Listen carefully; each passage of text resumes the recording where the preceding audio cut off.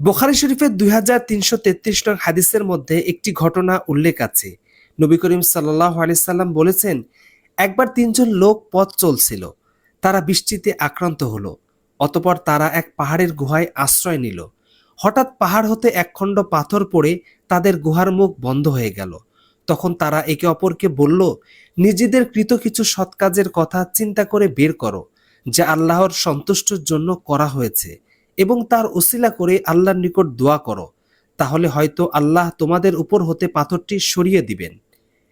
তাদের একজন বলতে লাগলো, হে আল্লাহ, আমার আব্বা আম্মা খুব বৃদ্ধ ছিলেন এবং আমার ছোট ছোট সন্তানও ছিল। আমি তাদের ভরণ পোষণের জন্য পশু পালন করতাম। সন্ধ্যায় যখন আমি বাড়ি ফিরতাম তখন দুধ দহন করতাম এবং আমার সন্তানদের আগে আমার আব্বা আম্মাকে পান করাতাম। একদিন আমার ফিরতে দেরি হয় এবং সন্ধ্যা হওয়ার আগে আসতে পারলাম না। এসে দেখি তারা ঘুমিয়ে পড়েছেন।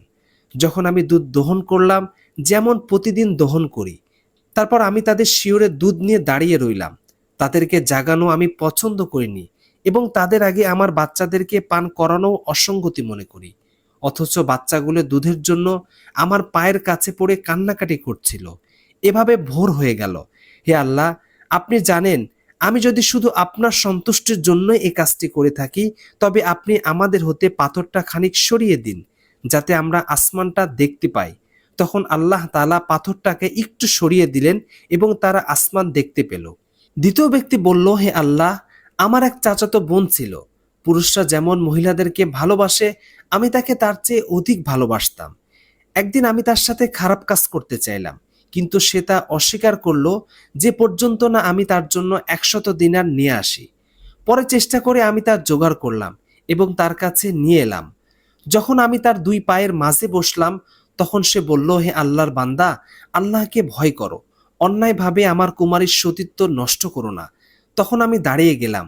হে আল্লাহ, আপনি জানেন, আমি যদি শুধু আপনার সন্তুষ্টির জন্য এ কাজটি করে থাকি, তবে আপনি আমাদের জন্য পাথরটা সরিয়ে দিন।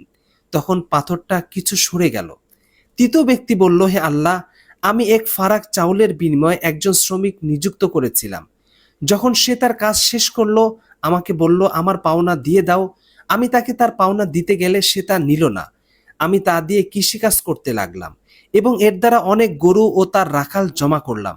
বেশ কিছুদিন পর সে আমার কাছে আসলো এবং বলল, হে আল্লাহর বান্দা, আল্লাহকে ভয় করো, আমার মজুরি দাও। আমি বললাম, এই সব গরু ও রাখাল নিয়ে নাও। সে বলল, আল্লাহকে ভয় করো, আমার সাথে ঠাট্টা করো না। আমি বললাম, আমি তোমার সাথে ঠাট্টা করছি না, ওইগুলো নিয়ে নাও। তখন সে তা নিয়ে গেল। হে আল্লাহ, আপনি জানেন, যদি আমি আপনার সন্তুষ্ট লাভের জন্য এ কাজটি করে থাকি, তবে পাথরের বাকিটুকু সরিয়ে দিন। তখন আল্লাহ তাআলা পাথরটাকে সরিয়ে দিলেন। অতঃপর তারা গুহা থেকে পুরোপুরি মুক্ত হলেন।